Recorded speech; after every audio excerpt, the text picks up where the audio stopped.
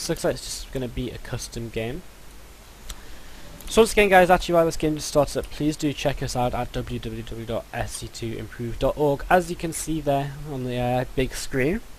And do make sure to check us out at facebook.com/sc2improve and twitter.com/sc2_improve as well, because they're both good sites and you can all follow us and get involved with all of our events and watch our casts of the Winter League round of 16 that's coming up. Get involved with our HOTS weekly tournament. Get involved with our new community show matches, which are going to be starting up soon as well. So just lots of stuff to get involved in. In the bottom right hand corner we do have the Protoss player who is in the yellow. He is SG Waze. In the top left hand corner we do have the green Zerg player JonEdw, part of Team SC2 Improve, and he submitted this replay today. So let's have a little look at this. See what's going on.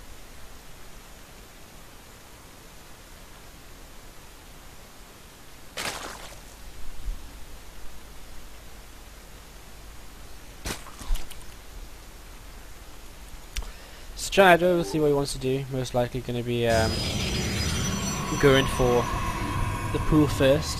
Going to be a gateway expand from Waze though. Of course JonEdw is not going to see that in time to go for the hatch first though. He's not drone scouting, so it's just going to throw down his pool, which is fine. You know, he's not going to be that far behind. It's pretty standard anyway. People always play it out like this. So pool on the way down, a gateway expand coming up from Waze.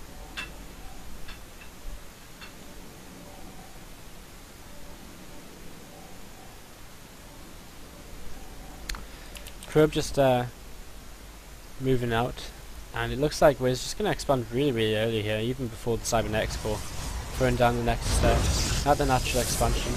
And again, before the Cybernetics core, very greedy expand, but it means he's going to be able to still get his Cybernetics core in plenty of time, and get his warp gate up very quickly. So JonEdw just going to be taking his own expansion too.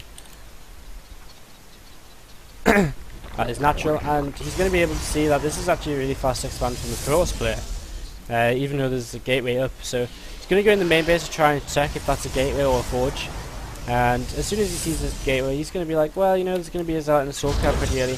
I can still kind of try and take a fastish third because he's taking his expansion so early. His Cybernetics core is actually delayed, so see, the Cybernetics core is pretty late, and because of that he's actually still going to take his gas, but he can still take a third base with that pretty fast. The gas is just going to be for his speed, so he can take some map control off of the Protoss, who's going to be attacking with the kind of Zealot and Stalker relatively early in the game. In fact, he's going to be going for 2 Zealots as they're already started up. Waze just going to start his wall at the natural, probably going to add a forge into that.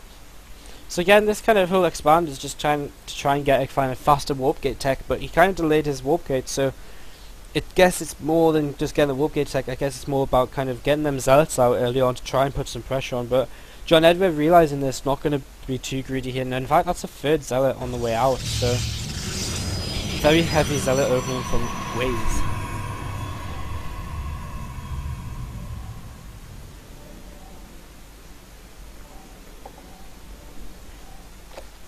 Third base does go up, and Waze will spot this. Not moving out with them Zealots though, just being very cautious. I'm on a couple of gateways too, so he's going up to 3 gateways. Again, not what I really expected. I really did expect him to throw a forge in there, get that +1 going, because it really does seem like he wants to play for the late game here. We'll see what he wants to go for. It might just be that he doesn't need that forge yet and he wants to start pumping his units as soon as possible. Extra drones do come down to that natural, of course, because he will be saturated in his main on that 16 work account, and so he's just sending rallying to the natural. The third base is up as well. The 3 Zealots now coming out on the map. JonEdw actually finds himself a little bit supply blocked, which is a little bit troublesome for him, because that means these Zealots could do a lot of damage. He's not going to be able to get his Lings out or in time. He doesn't have a Rotron, of course. He's going to have to fight this with Lings. The third base might be in a lot of trouble. There's not even going to be a Queen there to help defend, so very possible that this third base is going to get cancelled here. As JonEdw gets in, he sees these 2 extra gateways at the front. He's going to get in the main base. He's going to see the 4th and 5th gateway too, so he's going to be able to prepare for this 5 gateway follow-up here, which is going to be hitting very soon. He needs to get a Rotron down ASAP, because he's going to need Rotors to help with the Zealots, and that third base will in fact finish. So I feel like that's a little bit of a mistake in fact from Waze letting it finish, because he really did have the kind of map control with these Zealots earlier on. JonEdw are going to try and come in here and try and fight before the warping gets in. He's going to get the surround off, but speed is about to finish. He loses quite a lot of lings there. So heavy Zealot force going to come in the third. I don't think JonEdw can really defend this. At the same time, his opponent's got absolutely no tech on the field, so it's not the end of the world if JonEdw can't defend this. Looks like JonEdw just goes to snipe the pylon so that no more reinforcements can come out. Sentry here to kind of help force field in. And the Ling's actually now just going to go for a counter-attack. There is a little bit of a wall in over here, but only with a probe. No cannon, of course, because there's not even a forge on the map. The 2 extra gases going down now at the natural, and all these Lings going to be able to get in. And yes, they are. That probe was not in her position, and that kind of changes the game. JonEdw again a little bit supply box here as this hatchery does fall. Zealot's being warped in to try and deal with this, but there's just so many Lings, this doesn't actually matter. And these Lings are going to be able to do a lot of damage here. And again, being able to do this kind of damage after losing your third is great, because for JonEdw, his opponent doesn't have any tech. Again, that robo facility only just on the way now. JonEdw can click that to see just how far behind his opponent really is on tech. And by seeing that, he's going to have to be able to feel so confident knowing that, well, you know, I'm just in such a great position. He's not going to hit me with any kind of other timing very soon. And just hold position in the Lings here as he tries to hold up.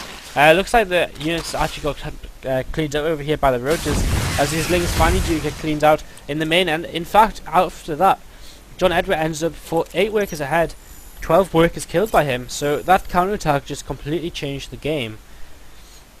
And now JonEdw is going to continue throwing roaches at his opponent, going across the map now. A little bit supply block though. There's a lot of sentries up for Waze though, and that's kind of a really good thing for him now. He's going to be able to force field his ramp, which is great, and stop them roaches, maybe even just trap them, but no, he doesn't want to risk that. So, of course, he only has the sentries out, he doesn't have any stalkers. So he just needs to force field. I mean, it might be a bit risky to let a few in if he lets a few too many in. So let's force fields again. Just keeping JonEdw out. He's now going up to Lair, retaking that third base of his as well. And our pros player is also getting the Immortal out now. He's over halfway done. Not really Chrono Boosting, not rushing it. His nexus are pretty full on energy though. So there's the Chrono Boost. He needed that a little bit sooner. Could get that out a lot sooner. Second Immortal on the way as well. That's obviously going to help a lot against these roaches. And JonEdw doing a really nice job just continuing to bait these force fields here. The more sentry energy he can wear down now, the better any kind of attack later in the game is going to be for him. And he's even forcing more sentries being warped in from his front. 3 roaches now get let up, now that the Immortal's there to pick them off. So JonEdw realizes, well, if this is going to start costing me units, it's time to just go home. And he actually just takes the tower again, as his Lair's going to finish soon, so he's going to be able to start his roach speed, Evo chambers, and pretty much anything else he might want to continue into the kind of mid-late game here. But kind of obviously going to have to go for the mid-game first. I guess we're kind of in the mid-game now. Mid-ish game. In the middle of the mid-game. The later mid-game. So he's going to transfer down to his third, going to start adding on that Evo chamber, starts roach speed immediately. And, you know, he's actually banking a lot of minerals. He could start at the 4th phase if he wanted to. Start with Macro Hatch as well, could be really useful. In general, just hit them injects a bit more, maybe start with some more Lings. Again, just not having that third base production is really kind of what's forcing him to have so many minerals right now. As he does start with some more drones, going to try and saturate that base. So 2 Immortals are out, a lot of sentries are still on the map, about 10. And it looks like we're going to actually have just an Immortal sentry push from Waze, so again, JonEdw should be have a lot more units right now because he's just floating so much money. So he really could have just started a macro hatch so much sooner. That's on the way up in the main base now. And that's what's really hurting him here, because now he's going to have to fight an Immortal Sentry all in. After being down that base for so long, and after being down that production for so long, which is the real important thing. And Lings and Roach is going to be able to clear up the rocks here, so kind of just getting rid of some of the choke points on the map.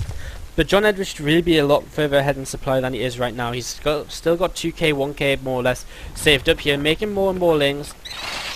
And again, he kind of needs to get his gases going out his third base as well if he wanted to tech, but I don't really think that's an option for him anymore. I mean, he's starting up a Bane in this, which is a little bit interesting. I really feel he maybe could have thrown down the infestation pit a long time ago and gone for infestors very quickly. After having so much kind of money banked up. Going for that kind of tech play instead of just trying to mass up cheap units, still using up all the lava on that when he's kind of just starved for lava more than anything. So maybe just something he could have think about there. He sees this push coming out and there's so many sentries with it. In fact, there's 13 of them, along with these 3 Immortals and a few Zealots. The warp isn't going to be allowing for warp-ins. More Zealots being warped in. No Stalkers yet, which is interesting. The 4th base is on the way up for JonEdw. Waze is going to walk straight past this, maybe not even realising. And JonEdw actually he does have speed. I know he has speed. Starting up a lot of Banelings here. He doesn't have He doesn't have drops though, so it's going to be a little bit interesting to see how he wants to hold this. And already we're going to have the units coming in from both sides. Roaches coming in from behind as well. The Banelings are targeted down into the ramp. All the force fields going to be there, and well, they're there already. And more force fields do go down to them. The Banelings are going to have to be saved for later. And there's a lot of sentries here, so there's going to be a lot of force fields able to be used again and again and again. And Waze is actually going to find himself continuing to be kind of cornered here. And here come the Banelings from behind as well, but nice force fields. But some Banelings do manage to get in there and explode on a fair few of the units, which are very clumsy. But JonEdw continuing to hold for now, but these Banelings really need to get in there, start doing some damage, needs to start killing off them Immortals. Immortals starting to be picked up and microed away from the units to keep them alive. And Waze is a very strong attack here. JonEdw is strategically trying to get more and more units out. He does have a fourth base behind us if he does hold, remember.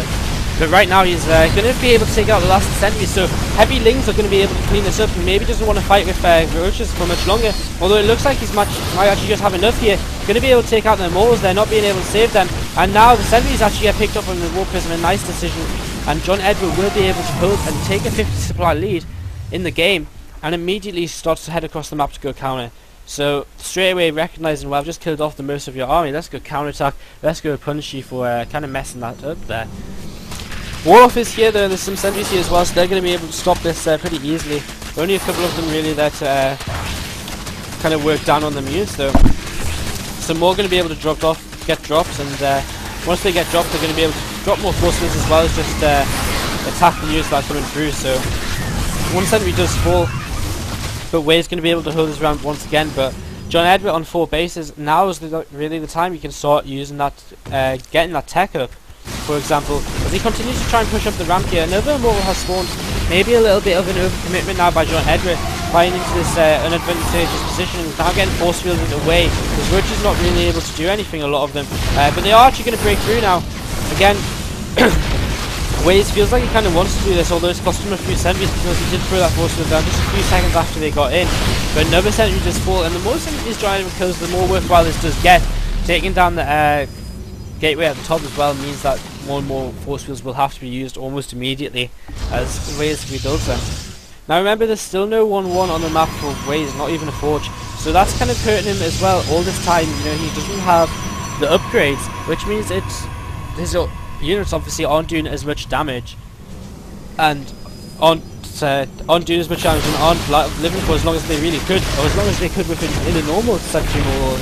Which is why that attack from JonEdw coming in from both sides, in the end he was finally able to kind of bust through the Immortals.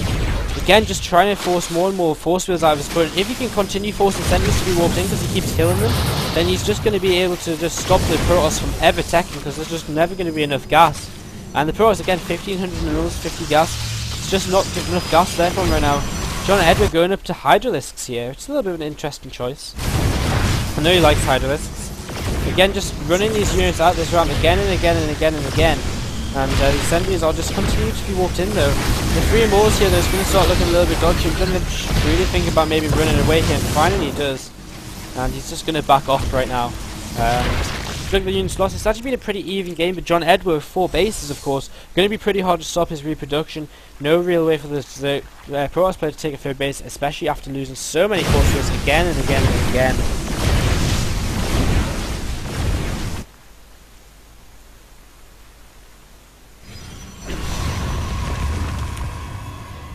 The rocks do get taken down to this side, but again, 3 Immortals, pretty hard for JonEdw to tackle into that, especially with so many Zealots that clean up his Lings. So he's just going to sit down at the bottom of his opponent's ramp right now. He's rallying his Hydras and Lings across the map, and again, he's just kind of like sitting here. He's just saying, well, you're going to have to come out to me sometime, bro. And again, he's forced so many sentry warp-ins from his opponent that the tech's just non-existent. There's a forge finally going up. Oh, another War Prism in production. The first one did get picked off earlier. And this War Prism, he's going to finally spot the 4th base. When he spots the 4th base, he's going to be like, well, you know. JonEdw once again trying to come in here with the Roaches and Lings. And not the most efficient approach once more, but still baiting more force fields. Hydra's in the back there trying to do so much damage. And again, force fields once again. So Waze with some nice force fields throughout the game. This War Prism moves past the 4th base there, and Overlord's actually going to start following that. Oh no, they're just going to the top right. I thought they were actually following it. So War Prism now in the 3rd base, But JonEdw's well on top of that. Nice map awareness here. Pulling back a lot of his army to deal with that though. Kind of knows, well, hey, my overlord's still here, still creeping. It's going to be a long time until he can actually get that base. So I can kind of afford to pull everything back, and now the War Prism just heading over to the 4th.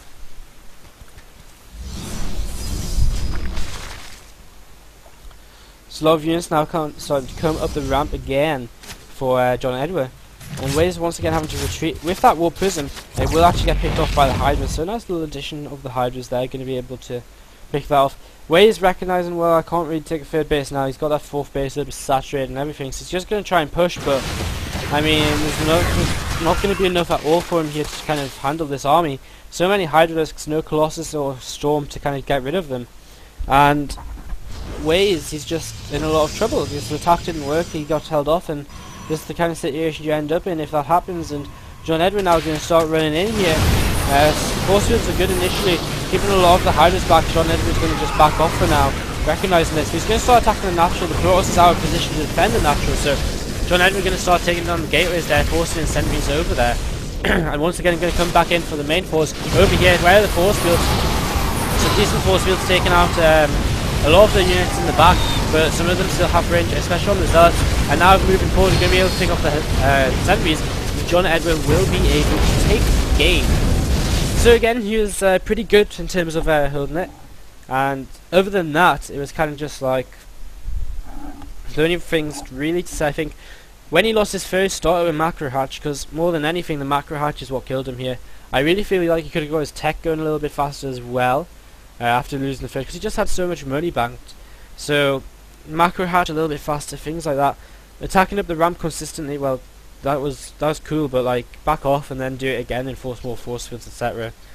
So good game from JonEdw. We're just going to tap out now and head into a quick break. And when we're back, we will be heading into another game, another replay, and we've got about 3 more to do unless I'm mistaken. So thanks for watching, and we'll be back in just a few moments.